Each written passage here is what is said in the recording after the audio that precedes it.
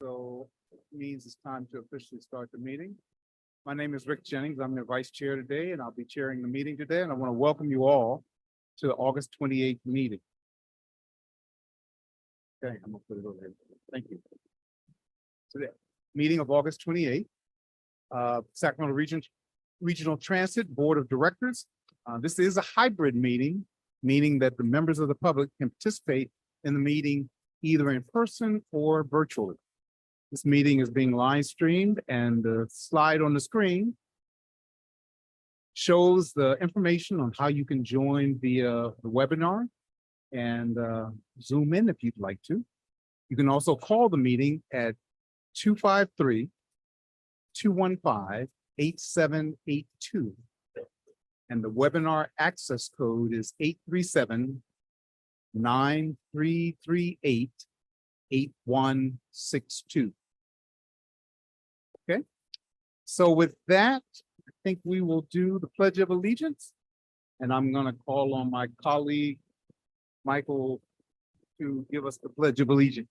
Will you please stand and salute?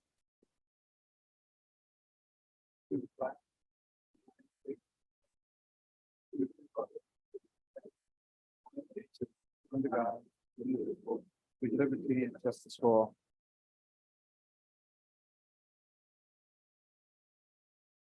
Okay, we will now move to our roll call. I'd like to have Tabitha do the roll call for me, please. Thank you, Director Budge. Director Daniels. Here. Director Hume. Here. Director Kozlowski. Here. Director Laloe. Here. Director Maple. Here. Director Sermon. Here. Director Singh Allen. Here. Director Valenzuela. Here. Chair Kennedy is absent and Vice Chair Jennings. Here. With that, we have a quorum at 10 votes, and this meeting of the Sacramento Regional Transit District will be cablecast on Metro Cable 14, the local government affairs channel on Comcast, Consolidated Communications, and AT&T U-verse cable systems.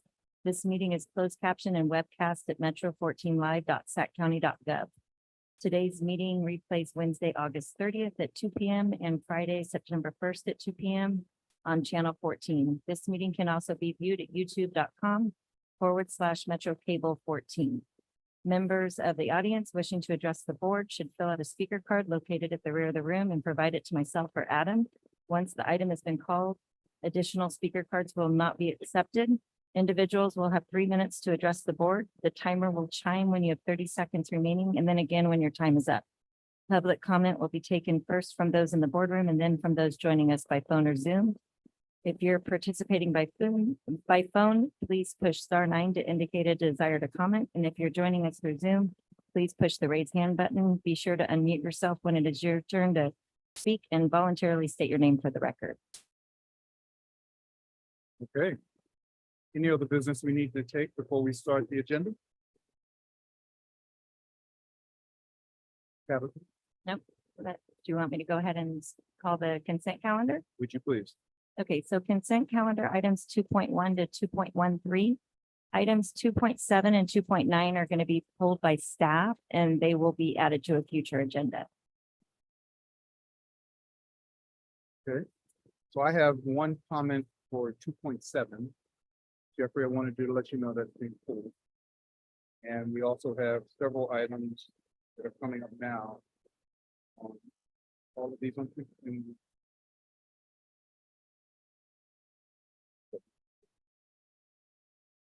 Okay.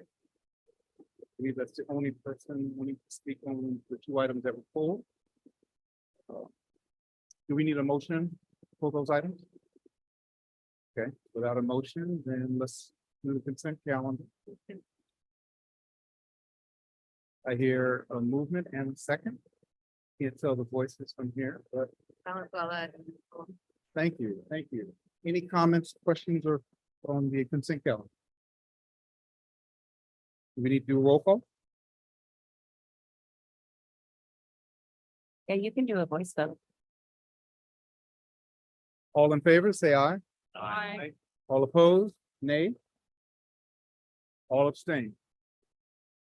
Let the record show we are 100%. Okay, would you call the next item, please? The next item is public addresses the board on matters not on the agenda. Okay. So I have Jeffrey on item 8.1. That's the general manager's report. I think he also has a 6. Okay, I'll take 6 first and hold the 8.1.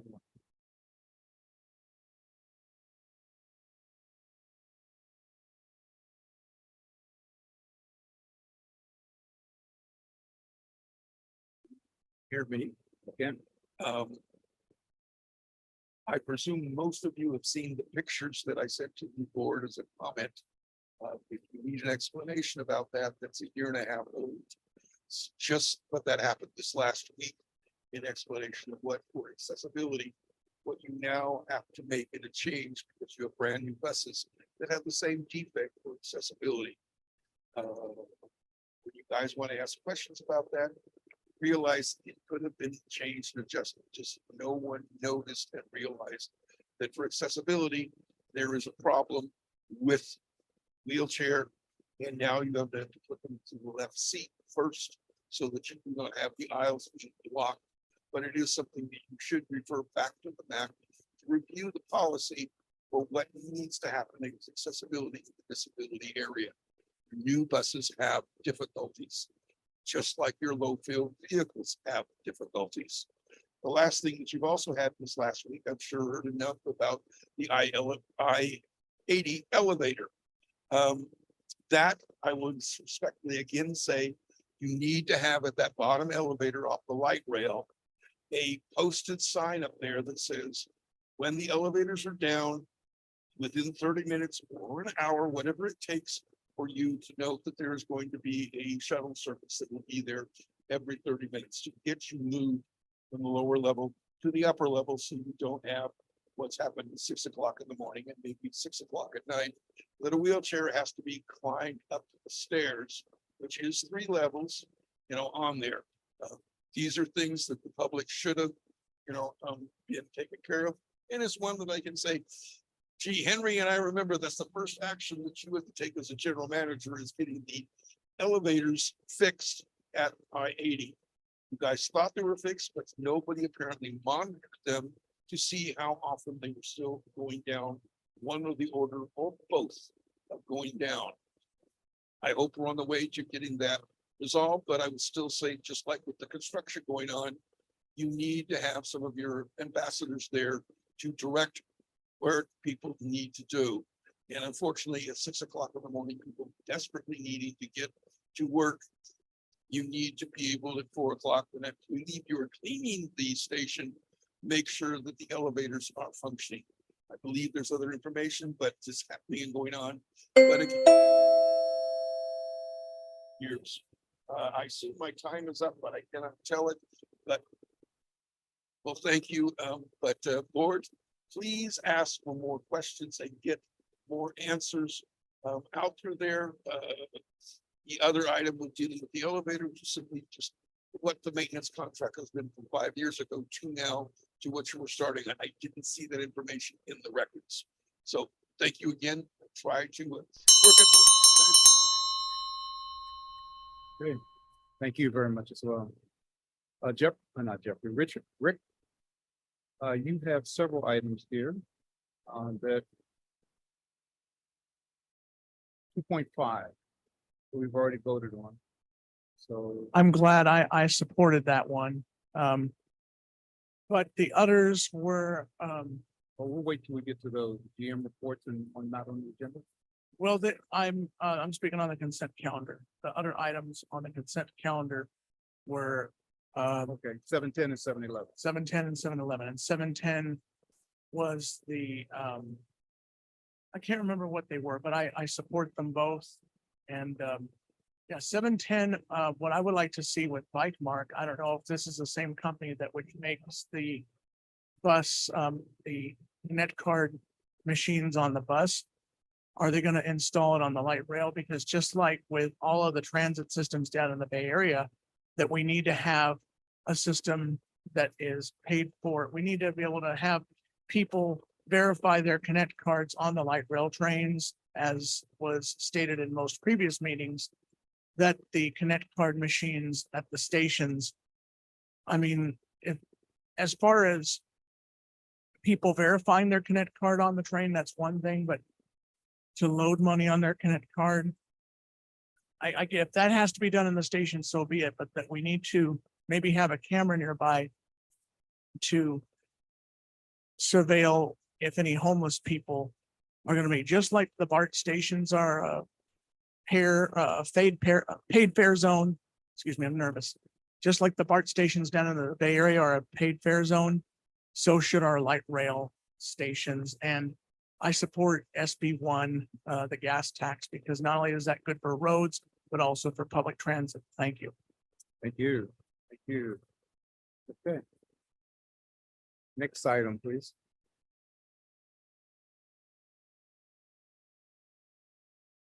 We will move to, I'm sorry, the next item is 7.1 information item, presentation on ongoing projects and initiative. And Shelley Valentin is here to present that item.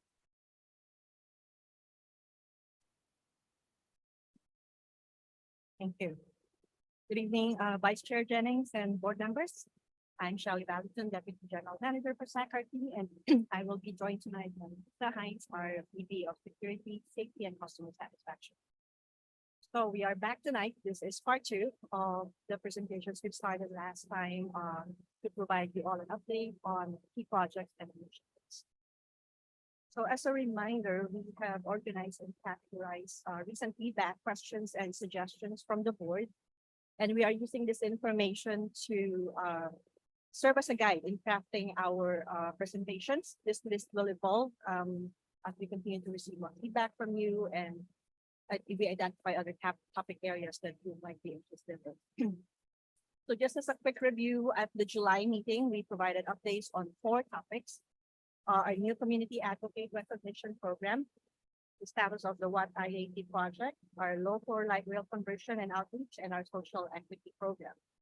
And this month, we are prepared to present on 5 more topics. However, Chair Kennedy, as I understand, is very interested to hear about the 3 of the specific topics on technology, bus efficiency, and fare-free programs. So we are going to postpone that to September. The good news for you all is it's going to be a shorter presentation tonight. So I will be taking on the first one. This is to talk about our FY23 strategic plan KPI results. And the Lisa here will be talking about our mystery writing program. Next slide, please. So our 5-year strategic plan, it's been adopted by the board since October 2020. It outlines our aspirations and the steps for attaining our key performance goals through a data-driven and inclusive process. It's guided by our 4 pillars: operational excellence, customer satisfaction, community value, and employee engagement. These pillars in our strategic plan process are all anchored in our board-adopted mission and vision and values. It's the product of a series of discussions and engagements with staff in different levels and with the assistance of a leading transit industry consultant, TransPro, who has been implementing a similar approach with many other major transit agencies in the US. So back in April of this year, we presented our Q3 report. And now we have successfully completed our full 3rd year of reporting. It involves management staff from all departments tracking and reporting on a quarterly basis our key performance indicators. So shown in this slide is an updated scorecard that includes our Q4 results and our overall score for FY23. That's the weighted total of our results for each of the quarter. Our fiscal year 23 overall performance score is 96.35 out of 100, which is even higher than last year's already high scores of 92.3 points. Now, one might think and wonder, well, surely you all give yourselves a high score because you are giving the scores. And to that I will say, well, these are all numbers that are vetted. They're not arbitrary. They are calculated based on a proven industry process and methodology. These data are based on standard transit industry definitions and are generated after hours and hours of discussion and spreadsheets after spreadsheets of review and analyzing trends, reviewing discrepancies, and understanding the reasons for the trends, both positive and negative. So I know this is a lot of information and data points, but I just want to illustrate that as an example shown in this table is the top section of that prior table on the last slide. This shows you the different data points that are measured under the guiding pillar of operational excellence. Most of these KPIs are based on standardized industry definitions and audited data that we are required to submit to the National Transit Database. The scores are assigned for each metric based on achieving specific quarterly goals and milestones that are set at the beginning of the fiscal year. We are tracking and analyzing a wide variety of KPIs and goals for all divisions. And while I'd love to show you all of that, we don't have all night. So I will just give you a small sampling of our data results for the fiscal year. And you will see that all of these performance metrics are directly tied to our guiding pillars. So first off, we will start with ridership, FY23 ridership numbers. We ended the fiscal year with a total of 14.3 million unlinked trips and performed above our projections in each quarter. This is a 29% increase over last fiscal year. Overall, public transit ridership nationwide is still recovering post-pandemic and generally at around 70% recovery level. Bus is recovering faster than rail, since rail ridership has been more impacted by work from home and downtown occupancy trends as an industry standard. Here at SAC-RT, we are at 77% of pre-pandemic levels for bus and 56% for rail for the fiscal year. We had a very strong result last month. In July, we were at 85% of pre-pandemic levels for bus and 67% for light rail. Our student ridership remains very strong thanks to our Ride Free program. It has grown by about 200% compared to our pre-pandemic levels. We have been really more fortunate than many other transit agencies as far as ridership recovery. In the Bay Area, for example, BART was only at 40% of pre-pandemic levels for the month of July.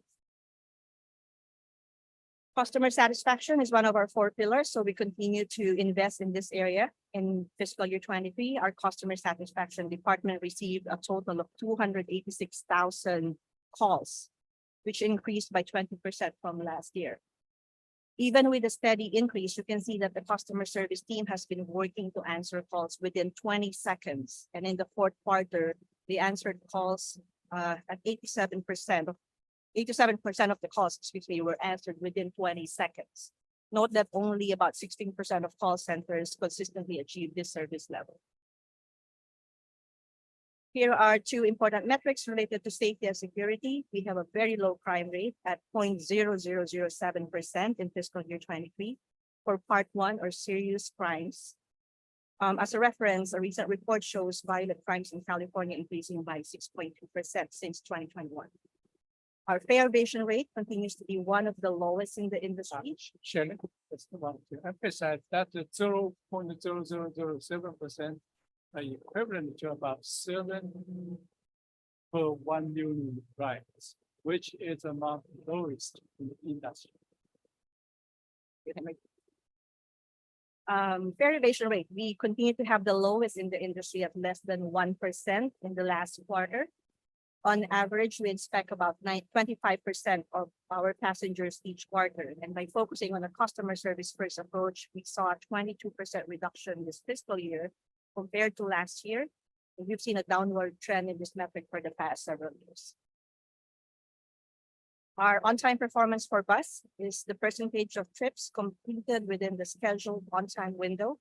This continues to exceed our goal based on the past 5-year average. In fiscal year 23, our average was 80.5% compared to some peer agencies who averaged 79.8 on-time performance. SAC-RT bus performed effectively. Same thing for light rail.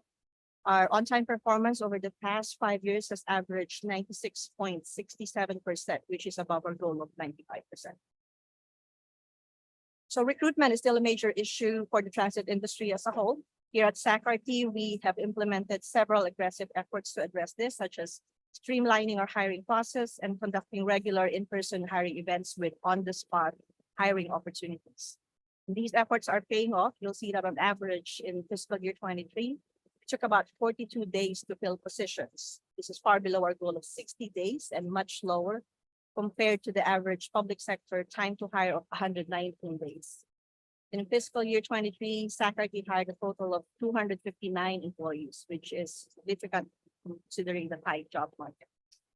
And while many of our peers have been forced to suspend routes as a result of workforce shortage, SACRT has been fortunate that we maintain nearly 100% service levels throughout the pandemic. So what I presented is just a very, very small sampling of our metrics, and I just want to conclude by underscoring the impact of the strategic plan process to our operations. It has allowed us to really look into our business processes. It's so ingrained in our culture right now that you'll often find references to our KPIs and pillars in our internal discussions and reports, and providing us guidance in prioritizing projects, our capital and technology investments, and making sound business decisions. We have been receiving feedback from staff also, who have reported that this has been helping them maintain a high level of accountability and be intentional in identifying areas for improvement. It shows our progress, creates opportunities to celebrate successes, and look for individual and collaborative success areas. So that concludes the whole report. I just want to end by saying thank you to the many SACRT staff who work quarterly to provide and generate and analyze these reports.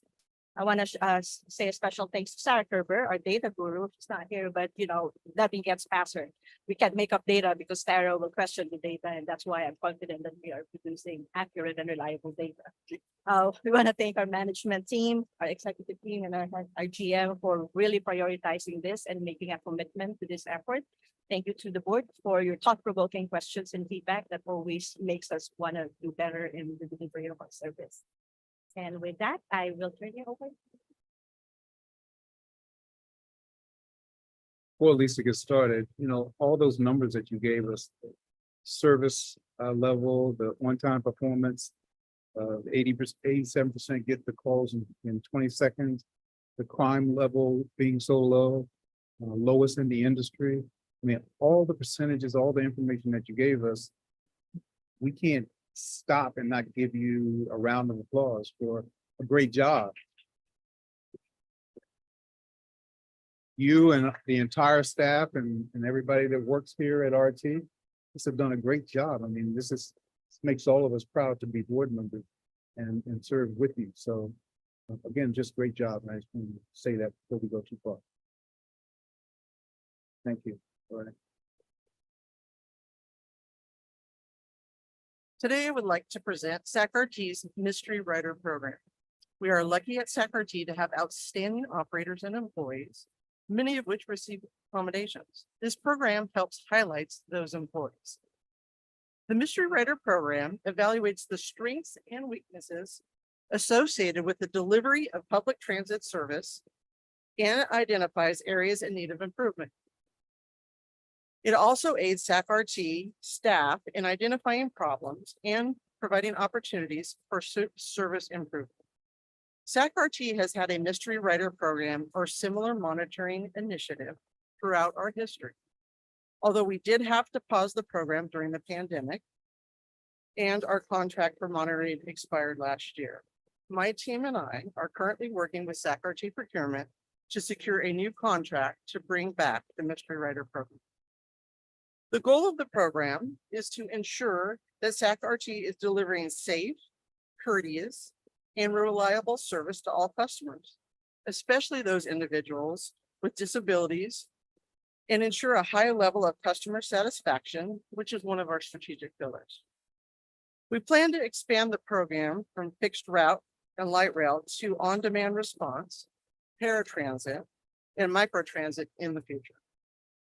The mystery writer will be an experienced transit writer who will ride SACRT bus and light rail service, who may conduct up to 25 to 50 rides a month with an average of 30 minutes per ride.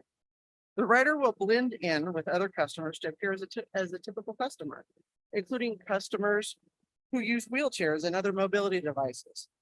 The writer will provide immediate feedback to SACRT regarding each and every ride. The new contract will be for 3 years, and the program is expected to start again in the next couple of months. The program is also ensuring that ADA regulations and California state law are followed. ADA law requires that transit services and vehicles be accessible to and usable by individuals with a wide range of disabilities, and those who use mobility aids. For example, bus wheelchair securement procedure requires bus operators to complete each of the following steps when assisting a wheelchair passenger. They must rise from their seat, ask customers to vacate the securement area when needed, prepare the securement area by lifting folding seats, announce that they will be securing the wheelchair, and secure the wheelchair with floor tie downs. The mystery rider will fill out a checklist for each ride they take. The checklist evaluates a variety of performance objectives in operator performance and equipment. There are 21 different factors that will be evaluated on each ride. Some examples are, was the operator courteous and wearing a proper regulation uniform? Was equipment operated safely and smoothly? Was the PA equipment utilized and audible? Did the bus operator tie down mobility devices properly? And did the operator adhere to the schedule? The Mystery Rider program falls under all 4 agency guiding pillars that Shelley mentioned earlier: customer satisfaction, employee engagement, operational excellence, and community value. This ensures that we are providing a safe, clean, and convenient transportation system. That concludes my presentation on that part. Now I'd like to move on with some responses to the questions presented by the 2 previous speakers, the public comment. First, I'd love to talk to you about WAT 980. Is that okay if I move on? WAT 980. So a few weeks ago, Henry tasked me with me and my team taking over a project on WAT 980 due to the myriad of issues relative to safety and security, as well as the elevator being down. So we as a collective team, a management team, have been tackling and being very proactive on lots of different responses. Most, if not all of these responses have been shared with Mr. Tartagia. I've directed my staff, Jamie Full-Canaveri, who's the Director of Customer Service, to reach out to Mr. Tartagia weekly and make sure that he is updated on all critical information that he is inquiring about.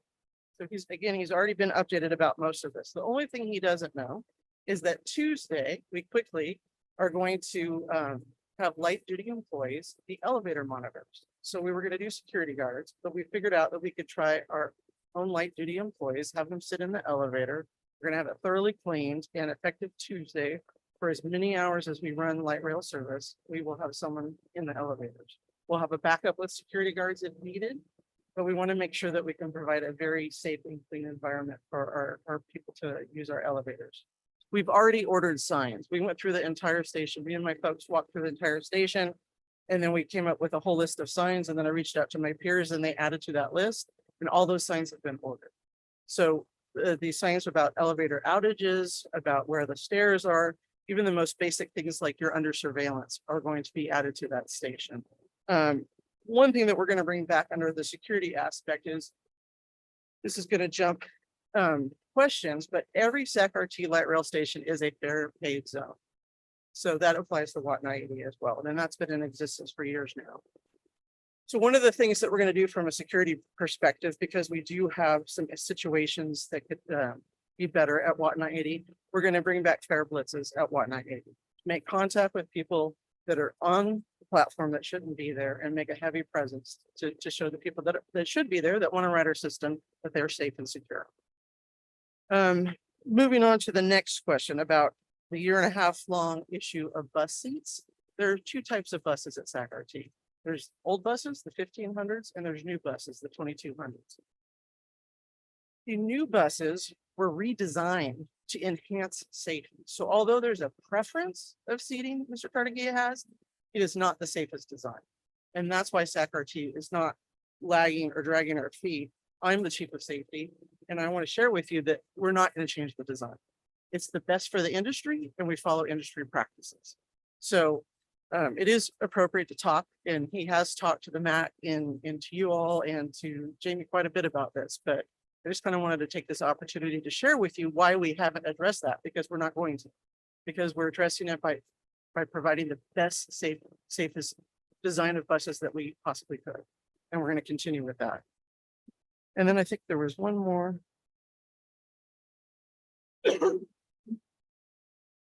The I want to clarify that Bite Mark is not the same as Connect Card. Bite Mark is what, the company that regulates our Zip Pass on your phone. And Connect Card is the tap and go device, and we're working towards that, adding the Connect cards to the light rail vehicle. So that is in progress. And I think that's it for my presentation, unless you have questions. Any questions? Yes, Mr. Chair. Yes. Thank you. I actually have a few questions. First of all, in terms of the mystery rider, I was the board member who asked some questions about when we were going to reconstitute that following the pandemic. So I'm glad to see that it is going to be back full force. I think it's important. One thing I didn't hear you mention, Lisa, though, about those with disabilities or those with visual impairment. So how will we add to those mystery riders that need that special attention, whether it be, dealing with some of the infrastructure that we have for those that are visually impaired, including the surfaces and the audible noticing at stations. I think that's just as important as someone that may be living with a mobility disability. Yes, sir. I think it arguably could be more important. And how we're going to address that is Wednesday of this week, we actually are meeting with procurement. And when I say we, it's many staff members from SACRT, including our accessible services director. And she's much more of an expert that I could pretend to be up here. And we're going to work with staff to make sure that the people are properly trained to be able to test those items now. Is it likely that we would go as far as to perhaps subcontract with someone who is actually visually impaired and is a rider? I think anything is possible. We are required, as you know, to go, we have a very specific requirement with our procurement process. And so in the event that somebody had that disability and applied for the program, we definitely would entertain it, but I don't think we could just subcontract. Sure. And we also reach out to the blind society and ask them to see if we can work together, because they are the ones who directly deal with that. Good. And then with regard to the previous presentation, the number that stood out to me was we are at 56% of ridership on rail compared to pre-pandemic. And that to me is a problem. I guess what I'd like to ask is, because we're in the middle of procurement of the new low floor cars, what does that mean, if anything, in terms of the number of vehicles that we would ultimately want to order, especially if we believe that there's going to be some sense of permanence to people working at home, and perhaps vacancies being much greater than what they were in downtown Sacramento specifically? We plan to order about 65, 66 new vehicles, which is much, spacious and bigger than the older vehicles. Right now, we have about 27 older vehicles, but as we mentioned, because they are too old, we normally just use 2/3 of those. So 66 vehicles, new vehicles, will be able to handle our ridership expectation in the future, even with some increases. We got the funding for about 44 vehicles. We're in the process to issue the final NTP for the remaining 16, and we already put like 28 in the process now in the manufacturing. So 44, and we are very confident we will be able to secure additional funding for the remaining 22. So that's in terms of the new vehicles. Then I believe our light rail ridership is 65% or 50. It was very strong last July. I believe it was at 65% Yeah. total. And then I've just received note that our projection based on current trends is by summer of 2025, we will be back to our pre-pandemic levels for light rail. What is, I'm really curious as to what that's based on. Because again, there's some strong opinions by local economists and land planners and others about especially the impact that is going to be continually felt in downtown Sacramento in terms of office vacancies. It's really a projection based upon the growth that we've seen thus far. It's been about 2% per month that we've seen that growth. So we were looking at this very closely as it relates to the implementation of the new vehicles. Once we have the 28 cars delivered, we'll be operating 2-car trains, and we were looking at whether we could exclusively operate 2-car trains of the new Siemens fleet for a period of time until we procured additional vehicles. So that's our best projection at this point. We'll continue to watch it. Obviously, light rail is much more commute driven, and there's a lot of uncertainty as to when, particularly employees of the state of California will be returning. to the office. I would really encourage us all to be very nimble when it comes to relying on long-term projections, because this is the unknown. We haven't been through something like this. While it may be 2% per quarter, a month, whatever, that the growth is expected in ridership today doesn't necessarily mean that that's going to be a straight line growth trend. So Good, we understand that, and common sense from our mind is if state of California will not require all 100,000 state workers come back to the office, if we can reach 80% of recovery ratio for the light rail, that probably will stay there. But 65 right now, actually industry-wide for the rail side, we're actually very good. And BART and others, they're still in the 40s or less than 50s. And we are at 65. But again, we want more. Our bus is good, and I think we showed 85% last month. And we hope that will increase to 100%. And particularly weekend days, our ridership actually exceeds previous ridership number. So we hope this trajectory continues. we all share that hope. Last question for Lisa. Lisa, you mentioned the return of the blitzes at Watt 980, but I think I heard you say it was just going to be on the platform. It's not going to be on our trains. Yeah, they're gonna go on the trains, they're gonna go up the stairs, but specifically focus on the platforms. And then if we see see great improvements in people feeling safe and secure and get some good feedback that day, I plan to broaden it and hopefully go to Rancho Cordova next, because we've received quite a few complaints. And so we're gonna focus on the hotspots right now, but it's gonna hit the whole station. Thank for you. the question. Henry, I like the report and like the information that we're getting from the report. And to the degree that we can get it with some regularity, we'll know whether or not the trend of 2% per month continues. So I'll let you guys take it back and decide how often to come to the board with information, whether it's monthly or quarterly, with information on the growth factors that let us know whether or not we're still maintaining those 2%. Yes, sir. Okay, any more other questions? All right, next item, please. The next item is 8.1, the general manager's report. Good evening, Vice Chair Jenkins, members of the board. Let's go to next. I think this shows our game this Saturday. There were lots of people in the game in the City College side, the first slide. Then this slide, early this month, we hosted Congressman Army Bera on our light rail system.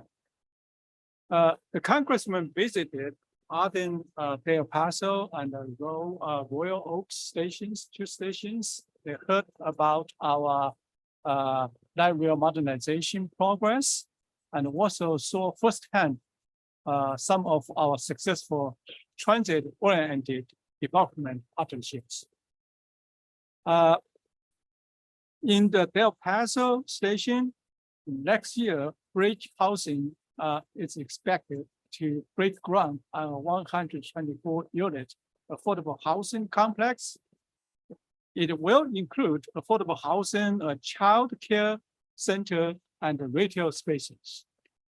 I think that is this area is Director Ruiz and also Director Sarah's district.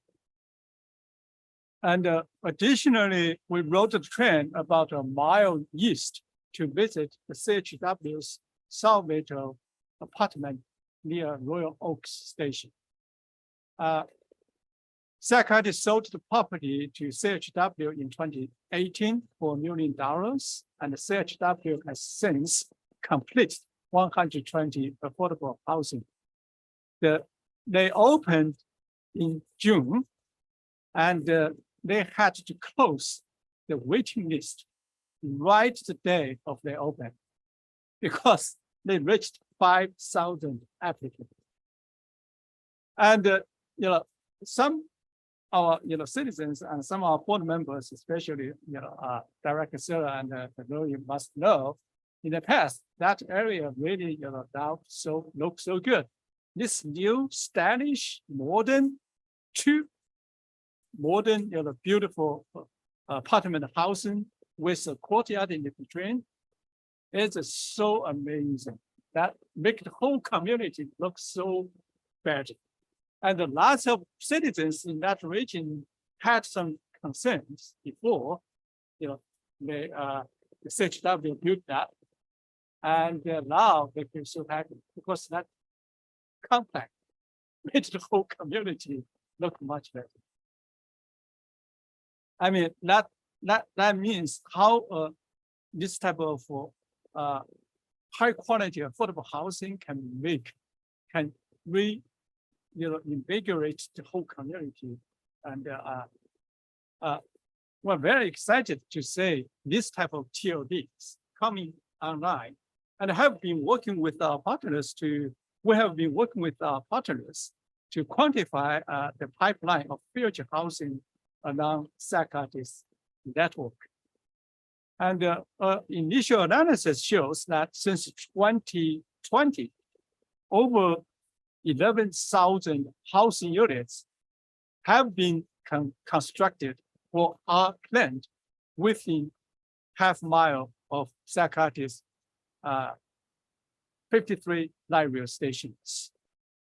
And one of the top 3 reasons our developers to build this type of housing is public transit nearby. One of the top 3 reasons. And additionally, over 86,000 jobs are planned along the light rail corridor. And one such exciting project broke ground earlier this month in a vacant office building at 19th Street and Broadway.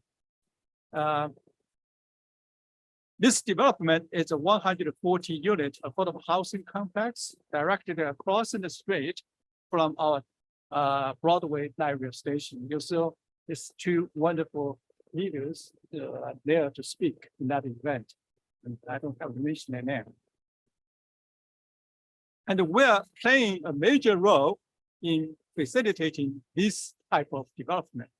And we would like to say TODs at Sacarte's surplus sites, such as Power Inn, Evergreen, Meadowville, Butterfield, Neil Station, and in Rancho Cordova Neil Station, a huge complex.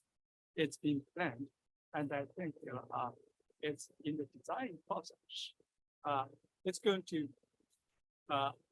foster huge TOD opportunity for our system, and what may number and dozens of more light rail stations. Okay, that being said, let's move on. Over the weekend, we implemented our September service changes. There is one notable adjustment. Next Tuesday, September 5th, in partnership with UC Davis Medical Center, we will launch a new route, the 137 Elk Grove UC Davis Medical Center Express bus. The UC Davis Medical Center on Stockton Boulevard is Sacramento's largest hospital and is on the way to increase its workforce from 13,000 to 18,000 by next 6 years, by 2030, which majority of staff are living in Elk Grove. And we believe this route will encourage more UC Davis employees to take transit instead of driving around. I recommend, I propose, Mayor Chin Island, we can ride together sometime, just about. Yeah. So next slide. With schools back in session, we have accelerated the promotion of ride-free RT program. We're doing additional outreach to schools to ensure 265,000 students living in Sacramento service area are taking advantage of this program. The program has boosted student ridership, which now accounts for 4 million for nearly 25% of all Sacramento bus and the light rail rides. It sounds like, we already did for 4 years. Sounds like, hey, this is normal now, but industry-wide, so far, we have not heard any single large transit agencies in this nation doing something like this. But we got lots of inquiries to say how we have done this, along with the smart ride. Then speaking of free rides, the next system-wide free ride day is September 7th. As part of the International Day of Clear Air for Blue Skies, September 7th is designated by the United Nations General Assembly as a day to strengthening international cooperation to improve air quality and reduce air pollution. In our region, over 50% of greenhouse gas emissions come from fossil fuel transportation sector, and we know we can do far better if more ride public transit. To conclude my report, I want to thank Director Chin Allen, Venezuela, Maple, and Vice Chair Jennings, plus a group of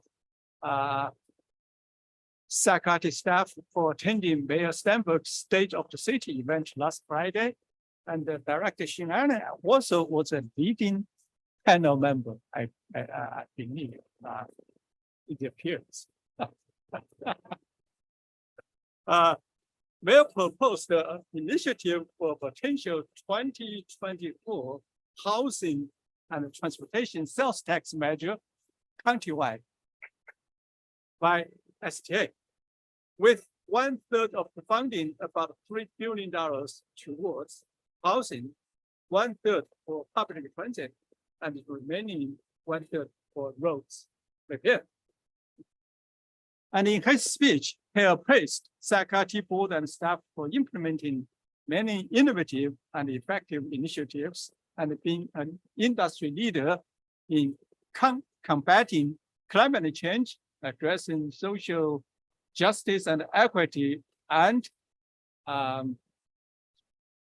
advance region's GHG reduction goal. So, Mr. Vice Chair, this concludes my report. Thank you. Thank you. Thank you. Directors, please. Yes. Thank you. Thank you for your report, Mr. Lee. So on a couple of, I just wanted to make a couple of notes on the ride-free RT. Since our schools are back in session, if we can engage the school districts to remind and send notices to the parents. We did a big campaign with Elk Grove Unified a couple of years back, and that went a long way. So to the extent that we can re-engage the school districts to remind them of this program and send those notices to parents, some may not be aware. They're not checking out social media. They're not, so they're going to rely on those notices coming from their schools. And then secondly, as it relates to the panel, with the State of the City address with Mayor Steinberg. I was invited there not only as the mayor of Elk Grove, but as a member of this esteemed body and as an STA member. I think what was most appealing are those transit-oriented developments and having the alignment with housing developments and transportation. And so there's a lot of innovation there. It's still very early of what this blueprint would look like, but I definitely would like to be a part of that conversation. So I think it's a step in the right direction in terms of having a conversation where our overarching goals can be aligned. So more to be, announced and developed over the coming months, but I think it's definitely something exciting worth looking at. Thank you, sir. Other questions from other directors? Henry, thank you so much for that wonderful report. I do have to agree. We have roughly about $600 million private investment coming to El Paso Boulevard, which equals to about 600 to 700 brand new units in addition to what you've seen so far. And the key component has been the RT going across El Paso Boulevard. So I'm very optimistic that the numbers, the 56% will increase based on the earlier report today on the 65% for night rail, not 50. July. 65% for Is this night rail. I and wrote it down. 85 for the bus. Actually, it's 89 for the bus. Yeah, last time. I just updated those numbers. Thank you very much for clarifying that. But it's amazing how the public transportation is playing such an important role for the developers to make that decision to come and invest and build. So thank you very much to you and the entire team that are doing such a wonderful job. Thank you. May I add one more comment? When it comes to grant funding, as we look at federal funds, they're often looking for that alignment between housing and transportation. So I think these are important discussions to be. Thank you. Yeah, I'd like to build on that. Housing and transportation are important to build on each other. And I really like the whole concept of the mayor looking at the road repairs that need to be done in order to support both of those endeavors. So I thought it was a great state of the city and state of the region for that matter. But really, really glad to hear those three come together in a positive way. Other comments? Okay, we have two public comments on this matter. Rick, do you want to go first or you want Jeffrey to go first? Okay.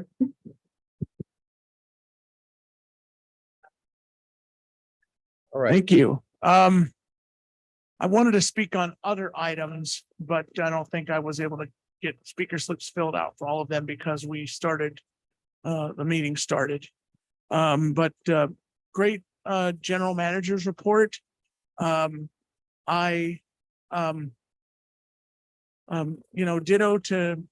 Ditto to everything. I guess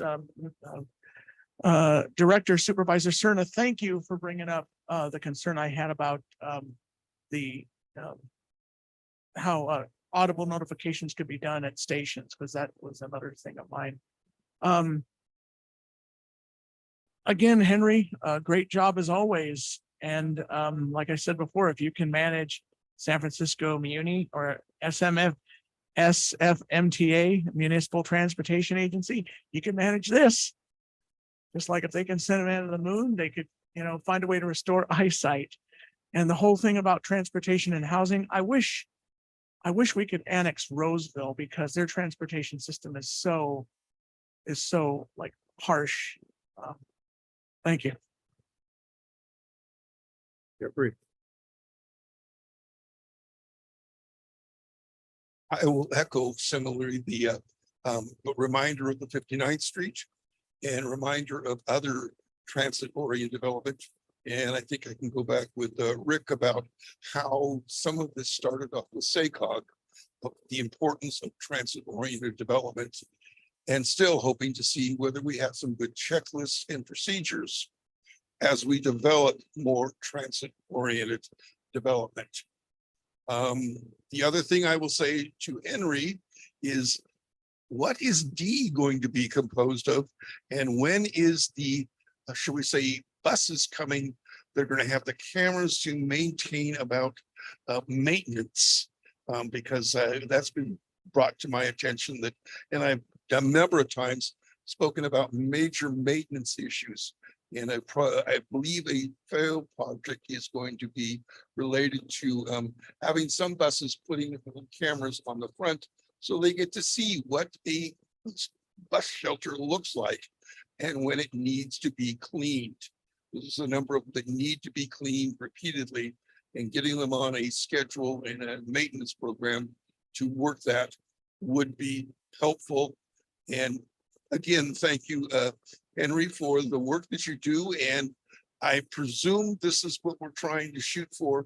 We're getting public dollars to public transportation now with this measure that probably came out of active transportation and other things to make this where the mayor realized the importance and value of putting them all in one basket together.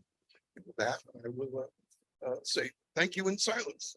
Thank you. Last thing I'm going to say is, Rick, has there been any in the putting up hands in the that are watching the program? Because I can't see them, and the only thing I can see is the few that are on YouTube watching. Well, you and I are in the same position. I can't see them either. That's why I rely on staff to be able to tell me if there are any, and so far, I don't think anybody has called it. No, nobody has raised their hand online. So Tabitha does a great job letting us know if that's the case, and good job, Tabitha. Okay, we're gonna move to the final item for tonight, which are reports, ideas, and questions from directors. Anything that anybody wants to report out from meetings that they've been to, or anybody? Okay, hearing none, seeing none. I'm going to say at this point in time, which is 6:27. This meeting is hereby adjourned.